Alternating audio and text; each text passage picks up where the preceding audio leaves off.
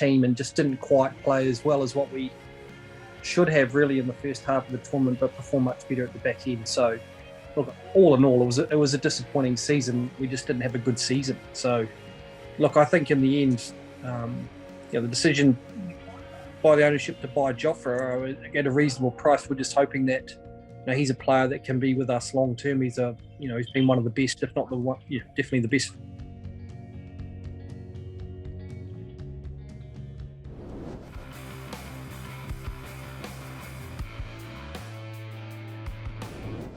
It's always challenging because ultimately every season you go into, you want to win the championship. Probably the reality is you can't win it every year. The competition's too strong.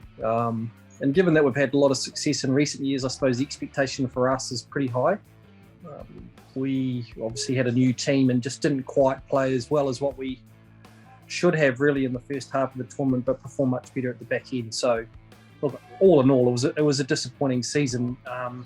The one good thing is the guys were great. Often when you're losing, you can splinter and have little groups, and there's bitchiness and that sort of stuff. But with this group, you could have walked into the team and we'd lost 8 in a row, and you'd never have known that we'd lost 8. They were a really happy group. They were working hard. There was none of that sort of stuff going on. So when we started to win a few games, it still made it a lot of fun. So obviously at the end of the season, we've taken the time, and I know the boss is still sort of reflecting on what we can do better for next year.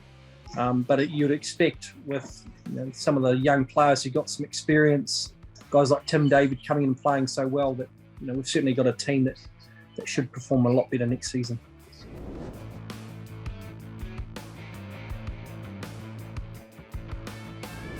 I don't think you ever pick a team not to shape up well. I think in hindsight we just didn't have a good season. So look, I think in the end, the decision by the ownership to buy JOFRA at a reasonable price, we're just hoping that he's a player that can be with us long term. He's been one of the best, if not the one, definitely the best foreign bowler, probably fast bowler in the IPL over recent seasons. So combination of him and BUMRAH together is a pretty exciting one for us.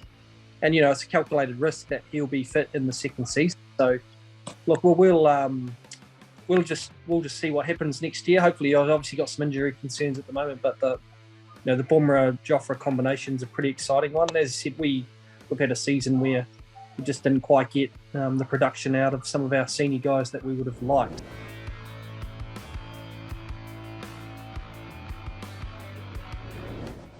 I think it's always challenging for everybody when you're losing. There's no doubt, Rohit put in a huge amount of time with. That's the one thing when you've got a much different team than what you've had in previous years. You have to put the time in off the field to get to know the players.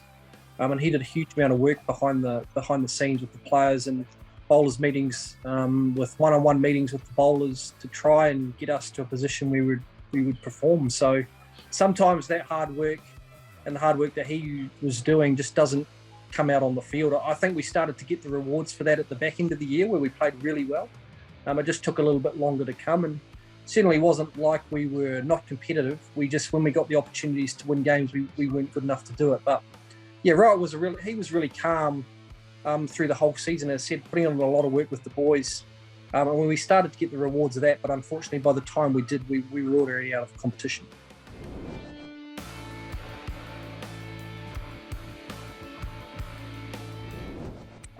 I thought he bowled really well. When you've got a guy like him who's going at just over 7 runs and over, and he bowls, overs, that's an outstanding performance. I think people just come to expect that he's going to get wickets in every game. He's a team player. I think he understood that perhaps he didn't have those world-class bowlers around him that he's had in the past. But he does whatever he needs to do for the team. And a game where he got a whole lot of wickets at KK was reward for some really good bowling across the course of the season. So, look, he gave us opportunities to win matches because of the stuff that he does. I know he prepares well. He's a professional. As I said, he got 15 wickets, but he went at 7.1 per over, which is in a season where there were some hugely high scores. And he bowls the tough overs. That represents a pretty good season for me.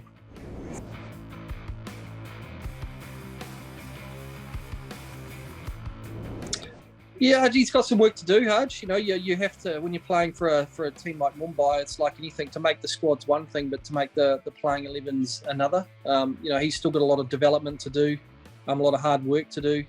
And, you know, that's the thing is there's one thing to try everyone out to play, but in the end, when you play at this level, there's that fine line between giving everyone a game, but also you have to earn your spot. And, you know, he's still got some work to do on his batting and fielding in particular, and hopefully he can make those progressions and earn his spot in the team.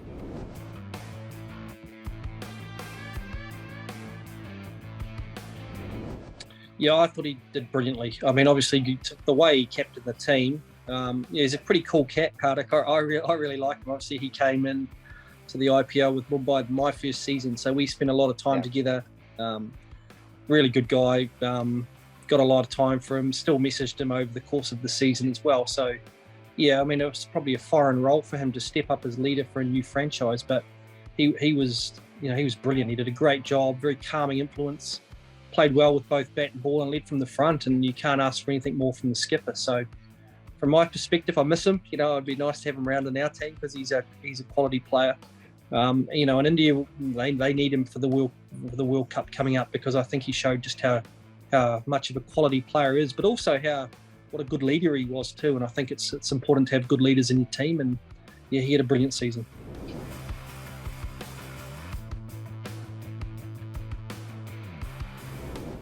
Yeah, I'd probably have him in my squad. I obviously got to see him bowl well against us. I think the thing with pace is when you get a wicket, when you bring on the sort of pace that he bowls at, it can be really challenging for new players to come out and score against it.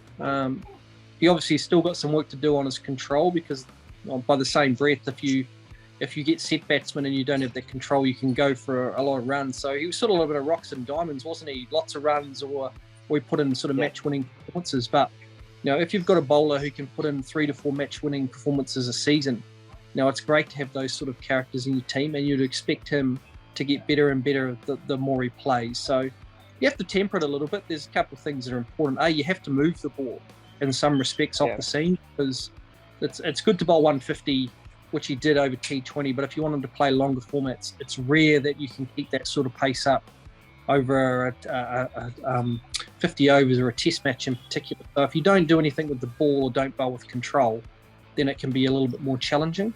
But it's exciting to watch him bowl at the pace he bowls.